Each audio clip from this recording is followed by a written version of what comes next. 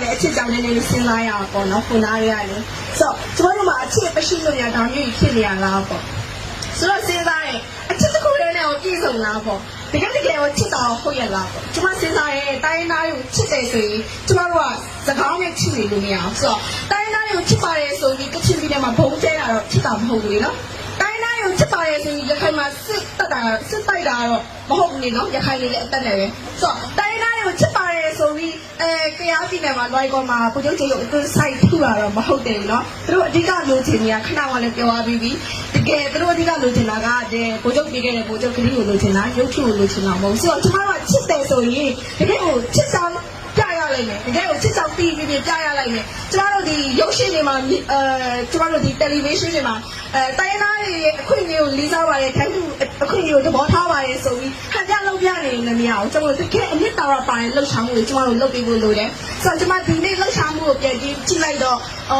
1988ပေါ့နော်ကျမကတော့အဲ့တုန်းကတော့မမွေးနေဘူးဒါပေမဲ့အဲ့တုန်းကစာရုပ်ပြန်ဖတ်တဲ့အခါမှာလူတွေရဲ့တောင်းဆိုမှုကဒီမိုကရေစီကိုတောင်းဆိုကြတယ်ဒါပေမဲ့ဒီနောက်ပိုင်းမှာလူတွေရဲ့တောင်းဆိုမှုကပြန်ပြီးတော့မှတနည်းတစ်ပုံအားဖြင့်ဒီချိန်နဲ့ပြည့်လာတယ်တောင်းဆိုမှုတွေလည်းပြောင်းလာတယ်ကျမတို့အတူတကွဒီလူမျိုးစုံနဲ့ဘာသာစုံနဲ့ဒီလိုမျိုးလူမျိုးစုံဘာသာစုံနဲ့အတူတကွရှင်းသိမ်းနေထိုင်ကြတဲ့အခါမှာဒီမိုကရေစီတစ်ခုလည်းကျမတို့မလုံလောက်တော့ပဲပါကျမတို့ပါလာရတယ်ဆိုတော့အဲ့ဒီအတွက်ပဲတောက်လျှောက်စစ်တပ်ကလည်းဒီတိုင်းနာစလုံးမျိုးမပြုံပွဲတောက်လျှောက်အော်လာနေရကနေသူတို့ကိုယ်တိုင်က Federal ရဲ့စကားကိုစပြောလာတယ်အစိုးရကလည်းအမျိုးသားရင်ကြားစီကိုလုပ်လာတယ်ဆိုတော့ကျမတို့အနေနဲ့ကပြန်လည်ပြီးတုံးတက်ကြည့်လို့ရတယ်တကယ်စစ်တပ်ကတော့တကယ်ပဲ Federal လုပ်နေတာဟုတ်ရလားအစိုးရကတော့တကယ်ပဲအမျိုးသားပြန်လည်ရင်ကြားစီကိုလုပ်နေတာဟုတ်ရလားကျမတို့ပြန်ပြီးစဉ်းစားကြည့်လို့ရတယ်ကျမတို့ပထမတစ်ချက်ပြန်ကြည့်လိုက်မယ်မိုးတီးနယ်မှာချောင်းစုံတရားကိုဒီဗိုလ်ချုပ်တရားဆိုမှအတင်းအကျပ်လက်တော်ထဲမှာကိုသူတို့မဲခွဲပြီးတော့မှပြောင်းပြလိုက်ကြတယ်ကျမတို့ဒီမိုကရေစီဆိုတာကမဲအများနဲ့လူနည်းစုအနိုင်ကျင့်ဖို့မဟုတ်ဘူးကျမတို့လက်တော်ထဲဝင်သွားတာကတိုင်းရင်းသားတွေကိုအနိုင်ကျင့်ဖို့ဝင်သွားမှာမဟုတ်ဘူးကျမတို့ပြောခွင့်မရတဲ့လူတွေကိုပြောခွင့်ရတဲ့လူတွေကပြောခွင့်ရအောင်လုပ်ပေးဖို့ပြောခွင့်ရနေတဲ့လူတွေ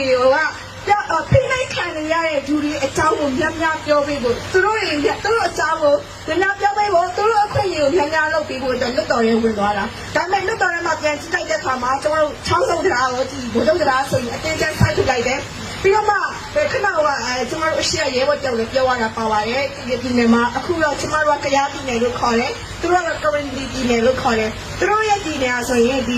အင်္ဂလိပ်ထက်ကရောဒီချာလွတ်လပ်ခဲ့တဲ့နေကြီးစာချုပ်စာတမ်းတွေအရာကဘယ်သူလက်အောက်ခံမှမဖြစ်ခဲ့ဘူးဒါပေမဲ့တိုင်းရင်းသားတွေအတူတကွစုပေါင်းနေထိုင်ကြတော့မယ်ဆိုပြီးပြည်အောင်စုတည်ဆောက်လိုက်တဲ့အခါမှာကျမတို့ရဲ့လက်အောက်ခံဖြစ်သွားတာတော့မဟုတ်သေးဘူးပေါ့နော်ဒါပြဿနာတစ်ခုခုရှိနေနောက်တစ်ခုပြန်စဉ်းစားဖို့လိုတယ်ကျမတို့ကတိုင်းရင်းသားတွေချစ်ပါ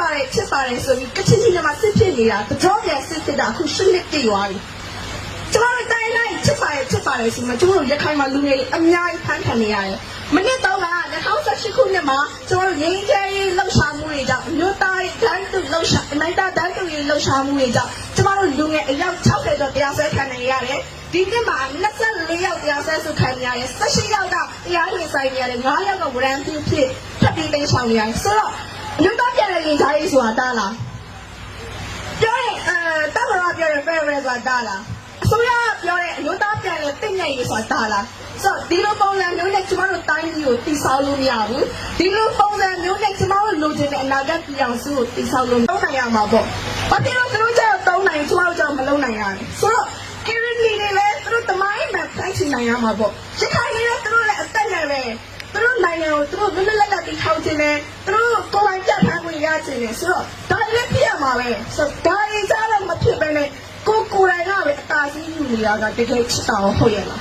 ကိုယ်တိုင်ကပဲအသာစီးယူနေတာမျိုးကတကယ်ရောအမျိုးသားရှင်ကြားစီရဖြစ်နေလားဆိုတော့တယောက်ချင်းစီတိုင်းမှာမေးခွန်းထုတ်ဖို့လိုရဲ့ဘာလို့လဲဆိုတော့ကျမတို့အခွန်ပေးထားလို့ခွန်ဆောင်ထားလို့ဒီနေ့အစိုးရဒီနေ့စစ်တပ်ဒီသူတို့လက်ပတ်နေတာတိုင်းပြည်ဘဏ္ဍာနဲ့လက်ပတ်နေတာကျမတို့အများနဲ့ခွန်ဆောင်ရတယ်ဟောင်းပေးခဲ့တာကကျမတို့ခွန်ဆောင်ရတယ်ဆိုတော့ကျမတို့မှာမေးခွန်းထုတ်ခွင့်ရှိရဲ့ကျမတို့မှာစဉ်းစားပိုင်ခွင့်ရှိရဲ့နောက်ကျမတို့မှာရွေးချယ်ပိုင်ခွင့်ရှိရဲ့နောက်ထပ်တော့ကျမတို့ထပ်ပြီးရွေးချယ်အောင်ပါလားတော့တိုင်းကကျမတို့စက်ပြီးမဲ့ပေးနေကြအောင်ပါဆိုတော့ကျမတို့စဉ်းစားမှုနဲ့ပဲတက်ဆိုင်သွားဆိုတော့ကျမတို့ဒီနေ့ဒီချိန်မှာအစိုးရကိုကျမတို့မေးခွန်းထုတ်နိုင်ရင် မင်းတို့ထောက်ခွင့်ရှိတယ်လို့ပဲကျမတို့တက်မတော်ပေါ်မှာလည်းမိကိုပြန်ထုတ်ရမယ်တက်မတော်ပေါ်မှာလည်းပြန်နဲ့ဆက်စစ်ရမယ်ဆိုတော့ကျမအနေနဲ့တော့ဒီလောက်ပဲပြောချင်ပါတယ်ကျမနောက်မှာလည်း